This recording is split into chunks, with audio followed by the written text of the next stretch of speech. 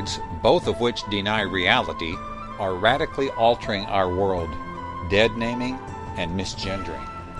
To dead-name is to refer to someone by their birth name rather than by a name they have chosen to reflect their supposed new gender. Remember Bruce Jenner? That's his so-called dead name. He wants to be called Caitlin. Bradley would be the dead name of a former military man who now calls himself Chelsea. The second word, misgender, means to use a pronoun that does not reflect one's chosen gender. To use he to speak of a male who now identifies himself as a female is to misgender him. These two words are the product of postmodern culture. Postmoderns deny reality and reason and argue that everything is a social construction. To refuse to call a person by their preferred identity is to be unloving, offensive, transphobic, and insensitive. But I submit that the issue is not merely being nice or woke. The issue is much deeper. It is nothing less than acknowledging reality.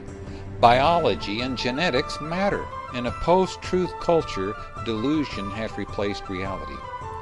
When individuals are pressured by peers, society, or even laws to play this postmodern game, they are being forced to deny reality. They are being denied their freedoms of speech, conscience, and religion. Megan Fox, a journalist and writer, has had enough. She writes, "Bradley Manning is a confused young man who thinks he is a woman and has tried to force everyone to call him Chelsea. That's not going to work on most of us.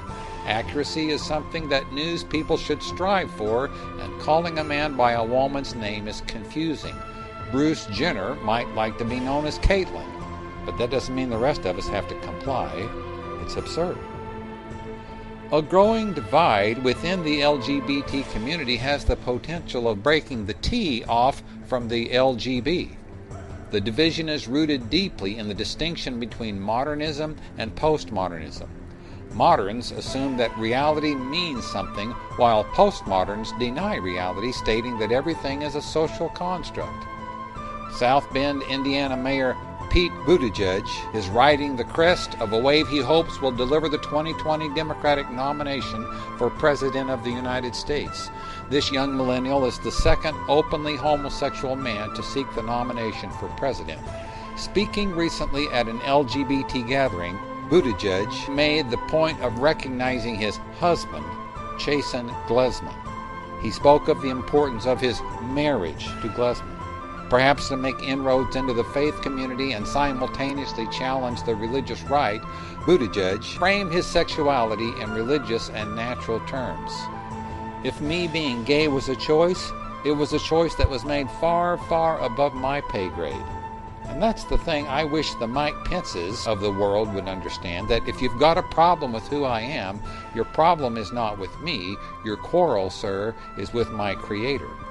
In other words, Buttigieg was born homosexual. He did not make the choice himself. Herein lies the divide between the LGB community and the transgender movement. Since its inception about 50 years ago, the LGBT umbrella has included transgenders. Homosexuals and transgenders have appeared to be allies, and in the sense that both communities oppose the moral and metaphysical framework of Judeo-Christian theism, they are allies. But they are very different in their perspective and orientation. The LGB folks embrace the modern worldview that biology and genetics matter. I was born this way.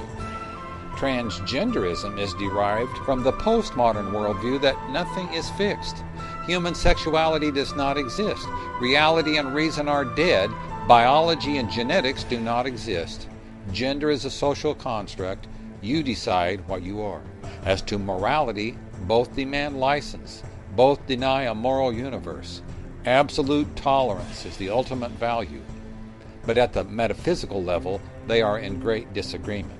As long as they are fighting a common enemy, they have the appearance of unity. But at their metaphysical foundation, they have major disagreement. Those who acknowledge reality must speak the truth in love. We must not be cowed into acknowledging gender identity. It is wise to stand with Megan Fox and other people of courage to acknowledge without animus a person's birth sex, to refuse to use names or pronouns that pretend they have changed their sex. Let us lovingly and courageously fight for reality and for the freedom of conscience, speech, and religion. These are not small issues.